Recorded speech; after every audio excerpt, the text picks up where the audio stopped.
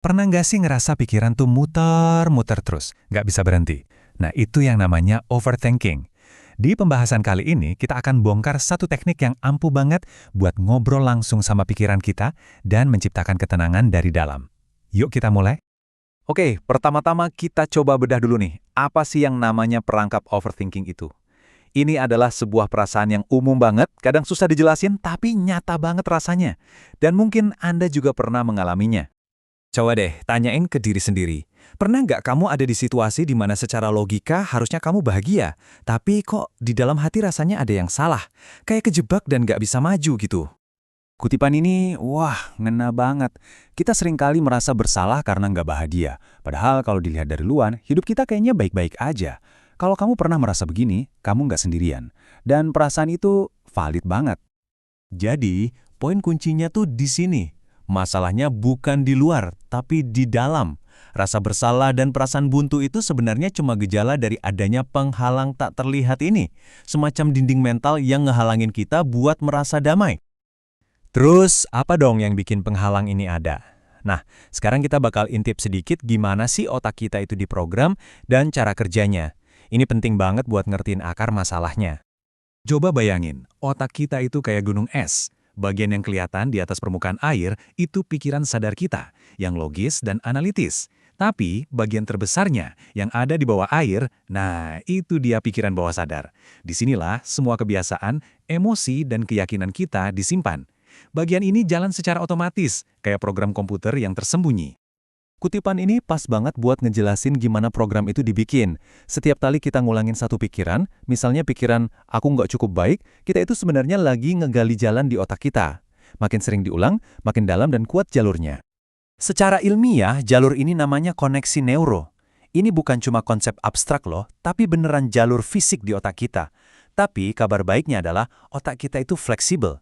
Artinya, sama seperti kita bisa memperkuat jalur negatif kayak cemas dan ragu, kita juga bisa secara sadar ngebangun jalur baru yang positif.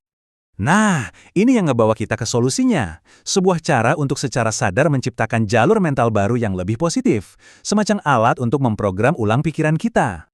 Jadi pertanyaannya sekarang, gimana caranya kita masuk ke program otomatis ini buat ngubah settingannya? Kuncinya cuma ada dua, kondisi pikiran yang pas dan pesan yang benar. Ini dia kerangkanya yang disebut hypno-affirmation.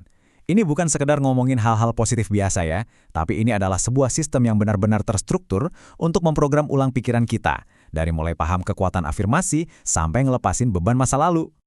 Oke, kita mulai dari dasarnya dulu. Afirmasi itu ibarat perintah yang kita kasih ke pikiran bawah sadar kita. Kalimatnya simpel, positif, dan kita tanamkan terus-menerus untuk menggantikan program lama yang negatif. Wah, saya suka banget sama metafora ini. Pikiran kita itu kayak tanah yang subur, dan afirmasi itu benihnya. Nah, kondisi pikiran yang rileks, ini bagian hipnonya, itu yang bikin tanahnya jadi paling subur, siap menerima benih positif buat numbuhin keyakinan baru yang kuat. Oke, cukup teorinya. Sekarang kita masuk ke bagian prakteknya. Gimana sih caranya kita mulai nulis ulang skrip yang ada di dalam kepala kita? Ingat ini ya, pas ngobrol sama pikiran bawah sadar, jangan pakai bahasa yang ribet. Anggap aja kita lagi ngomong sama anak umur 4 tahun. Harus to the point, simple, dan isinya yang bagus-bagus aja.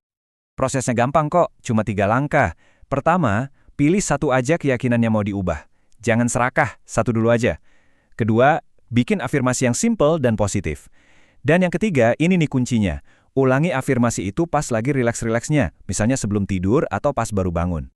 Nih, ada beberapa tips penting. Selalu pakai saya adalah biar terasa terjadi sekarang.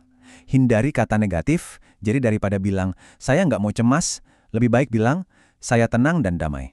Dan yang paling penting, libatkan emosi. Bener-bener rasain ketenangan itu seolah-olah udah jadi milikmu. Udah cukup teorinya? Yuk kita langsung coba praktek. Ini latihan sederhana, tapi efeknya luar biasa. Ini adalah langkah pertama Anda untuk merasakan ketenangan. Nanti malam sebelum tidur, coba deh latihan ini. Baring yang enak, tutup mata, terus bilang pelan-pelan di dalam hati. Saya rela melepaskan. Saya melepaskan semua ketegangan. Saya melepaskan semua ketakutan. Saya merasa damai. Ingat ya, tujuannya itu bukan cuma ngucapin kata-kata, tapi benar-benar merasakan sensasi lega dan lepas itu. kamu lagi secara sadar mengubah kondisi emosi kamu dari tegang jadi tenang. Saat itu juga. Dan sama kayak kita ke gym buat ngelatih otot, ini juga butuh pengulangan. Kita itu lagi ngebangun jalur neuro baru di otak. Makin sering dilakuin, makin kuat, dan otomatis jalur ketenangan ini bakal terbentuk. Nah, sebagai penutup, saya mau ninggalin satu pertanyaan buat kamu. Coba deh pikirin baik-baik.